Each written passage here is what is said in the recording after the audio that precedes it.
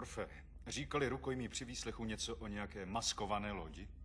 Ne, pane. Vyslechněte je znovu. Vy jste se pral, pane Worfe? Ne, pane, to je Gorč. Gorč? Peďar, pane. Aha, je skoro neznatelný.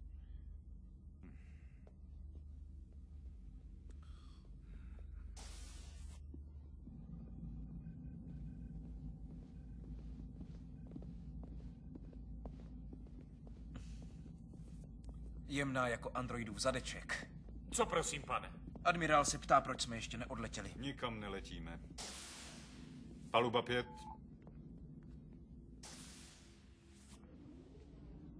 Klingonům není nic dost velké, že? Chtěla s vámi mluvit doktorka Crusherová. Tady Picard. Kapitáne, rukojmí ze Sona odmítla lékařskou prohlídku. Musela jsem je izolovat. A co naši? V pořádku. Jsou na tom velmi dobře. Metabolismus, silné svalstvo, spousta energie. Můžeme jim závidět. Dobře, doktorko, konec.